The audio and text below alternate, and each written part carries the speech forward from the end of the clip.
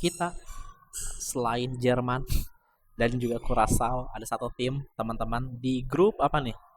Di grup sorry di grup E yang memang cukup kuat, yaitu adalah Pantai Gading yang baru saja mengalahkan pertahanan tangguh, pertahanan solid dari Ekuador.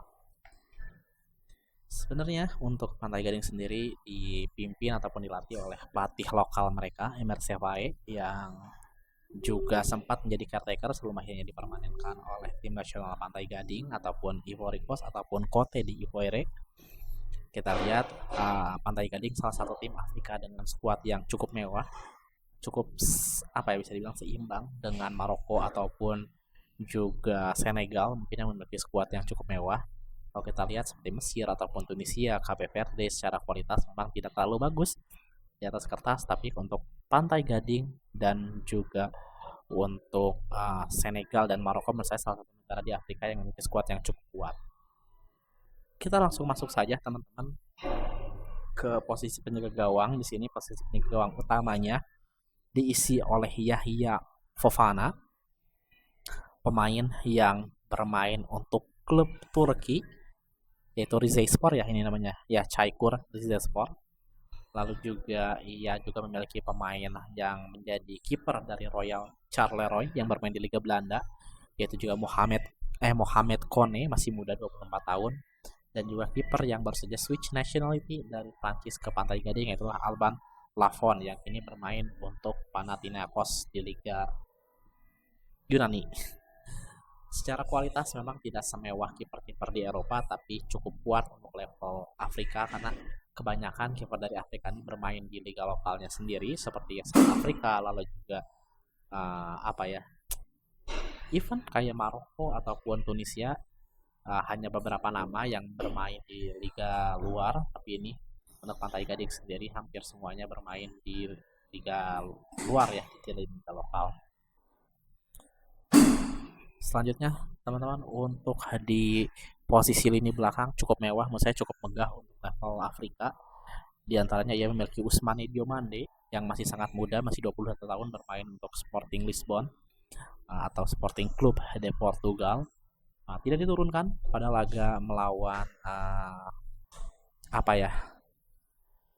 mengelek di laga melawan Ekuador semalam, tapi ia tentunya memiliki potensi untuk jadi salah satu back terbaik di Afrika, terutama di Pantai Gading. Selanjutnya ada Evan Dika dari AS Roma yang masih cedera ya, di sini berdasarkan catatan ia cedera hamstring dan diharapkan dapat kembali bergabung di pekan kedua atau pekan ketiga karena Evan Dika salah satu fondasi dari tim nasional Pantai Gading. Selanjutnya ada Wilfried Singo yang memberikan asis kepada Ahmad Diallo yang bermain untuk Galatasaray, masih muda juga 25 tahun, sangat baik. Ada Emmanuel Agbadu yang bermain untuk Besiktas. Sebelumnya nih orang pernah bermain untuk Wolverhampton Wanderers, dan dia juga menjadi pemain yang cukup baik pada saat melawan Ekuador tadi malam. Lalu juga ada Odilon Sonu ya yang bermain untuk Atalanta meskipun penampilannya sempat menurun, tapi Kosono salah satu back terbaik yang dimiliki oleh Pantai Gading. Kalau kita lihat dari posisi center back ini sangat kuat. Pantai Gading memiliki banyak pemain yang bermain di klub-klub besar bagi negaranya masing-masing seperti Sporting Lisbon, lalu juga Galatasaray, Besiktas, Atalanta. Tentunya ini menjadi bisa dibilang amunisi yang cukup kuat bagi Pantai Gading untuk dapat maju cukup jauh di World Cup 2026 nanti. Lalu kita maju ke posisi fullback. Di sini ada posisi bek kanan yaitu adalah Kiguela Doué, itu adalah kakak dari Desire Doué yang bermain untuk tim nasional Prancis. Ia memilih membela tim nasional Pantai Gading karena memilih dari keturunan ayahnya dan kini ia bermain untuk Strasbourg.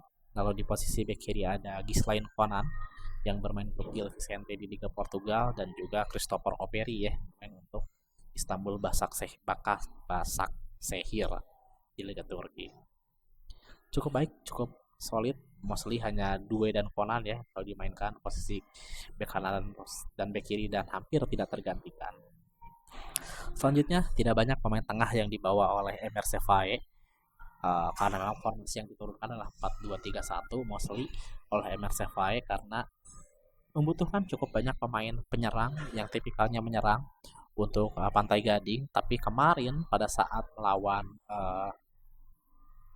lawan Ekuador ya justru menggunakan formasi 4-4-2 yang mana mencoba mengimbangi Ekuador dengan formasi 3-4-2-1. Ini tentunya cukup mengagetkan saya karena dari segi formasi Pantai Gading ini tidak banyak pemain yang memang kuat ataupun bertipikal sebagai central midfielder ataupun defensive midfielder. Dan kita akan bahas dari pertama ada Ibrahim Sangare yang bermain di Nottingham Forest, lalu juga ada Gian Michael Seri yang pernah bermain untuk Fulham dan kini bermain di NK Maribor.